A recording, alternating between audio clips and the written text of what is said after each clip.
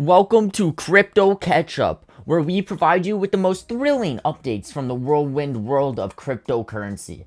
This week, we have some riveting stories for you, from Meta's billion-dollar losses in their metaverse initiative to BlackRock's surprising optimal portfolio.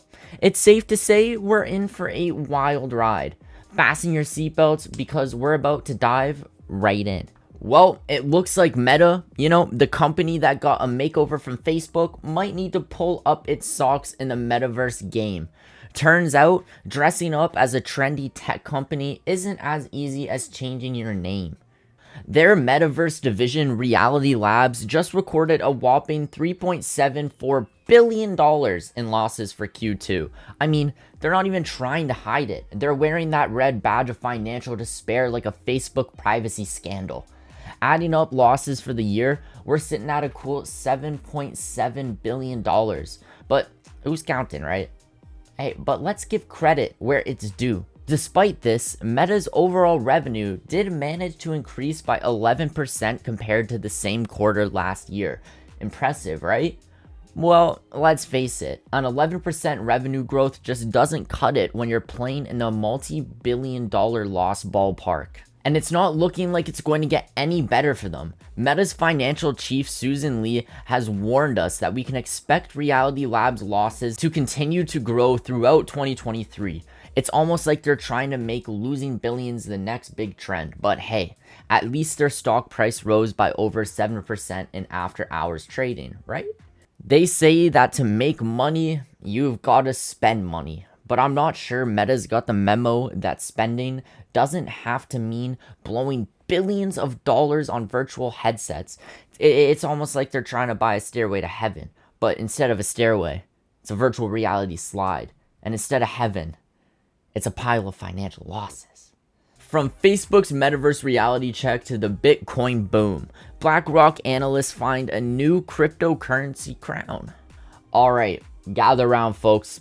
Ever wondered what the perfect portfolio looks like? Well, wonder no more. BlackRock, the behemoth asset manager, has just released the secret recipe. Based on their study, they've proposed a portfolio mix that might just give some traditional finance gurus a heart attack. Are you ready for this? They recommended an optimal allocation of a whopping 84.9% in Bitcoin. And you thought your crazy uncle was nuts for hoarding Bitcoins. The remaining balance, a measly 9.06% in stocks and an even meeker 6.04% in bonds. Yup, you heard that right. A portfolio heavier on Bitcoin than a meat lover's pizza on sausage. And it looks like BlackRock is putting its money where its mouth is. The $9 trillion asset manager recently filed for a Bitcoin ETF. CEO Larry Fink is even parading around on a Bitcoin media tour, preaching the crypto gospel. Sounds like BlackRock might be the hero we didn't know we needed to bring back the crypto market. They say don't put all your eggs in one basket, but apparently if the basket is made of Bitcoin, it's not only okay, but it's recommended. I guess we've been doing it wrong this whole time with our diversified portfolios. Don't mind me. I'm off to buy more Bitcoin. Swapping the coin chaos for a different kind, Worldcoin's unique verification method is truly an eye-opening endeavor. If you thought cryptocurrency couldn't get any weirder, let me introduce you to Worldcoin. The new crypto kid on the block that requires a retinal scan before you can play ball. Yup. You heard me right, a retinal scan. It's like a James Bond movie meets a nerd convention.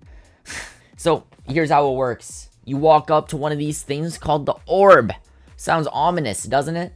And it's not just one. There are about 150 of these orbs spread across 35 cities worldwide. You look deep into the orb, it scans your retina, and voila, you've got yourself a world ID. This world ID is your ticket into the Worldcoin universe. It's like proof that you're a human and not some bot trying to mess with their system.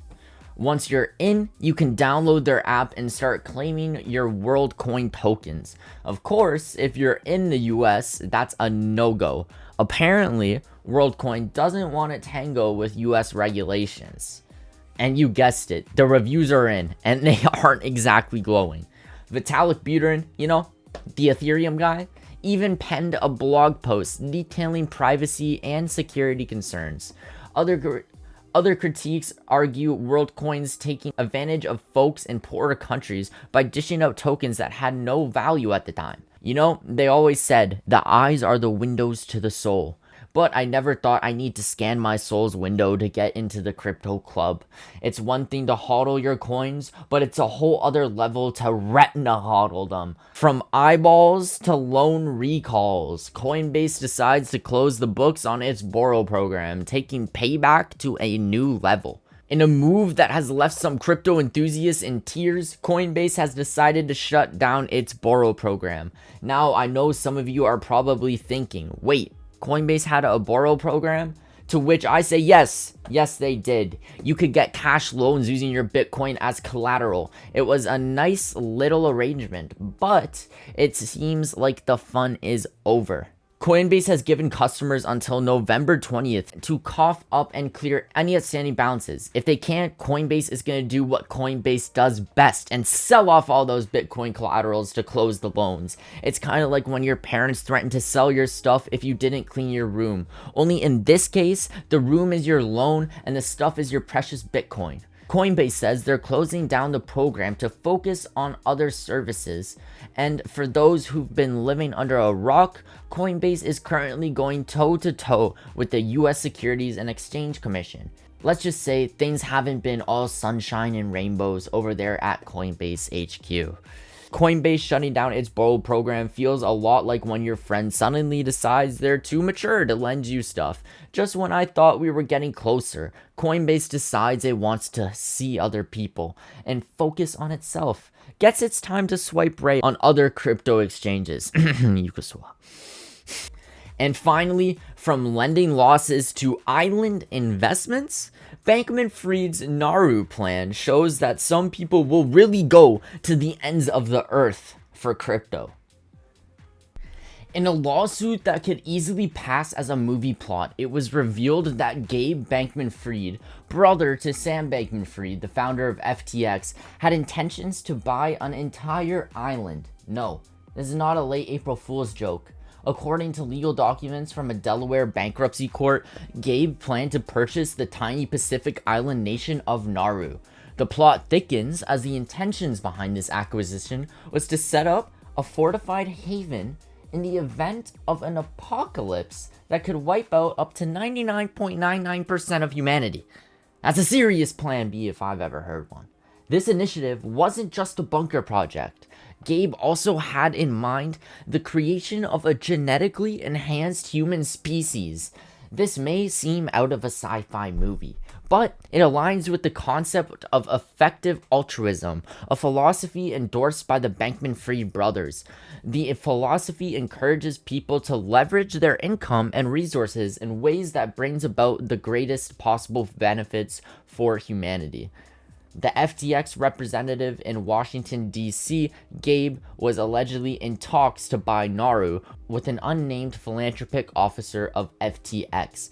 The grand plan was to include the establishment of sensible regulations around human genetic enhancement and the construction of a lab on the island for that purpose. However, before you start picturing the X-Men headquarters, a representative for Nauru has confirmed that the island's nation, home to about 12,000 residents, is not up for sale. Despite this, the lawsuit alleges that the Bankman-Fried brothers sought to set up an emergency base for themselves and select a group of EAs or effective altruists on Nauru. The legal documents also highlight a memo between Gabe Bankman-Fried and the philanthropic advisor, suggesting that owning a sovereign country could have other, still unspecified benefits. It seems like in the world of crypto, the sky or an island is the limit. Well, I guess they took the term offshore account a little too literally. And that's a wrap for this week's edition of Crypto Catchup. We've covered some massive stories today, including Worldcoin's launch of its eyeball scanning identification system and Coinbase's new decision to shut down its borrow program. Not to forget the intriguing revelation about Gabe Bankman-Fried's plan to buy an entire island and turn it into an X-Men secret lab. Cryptocurrency never fails to surprise us, does it? Remember, this is a fast-paced world where fortunes can change in a heartbeat, so always do your own research. Tune in next time for another round of exciting updates from the crypto universe. Until then, stay crypto savvy, hit that like button, keep hodling, and I'll see you next time.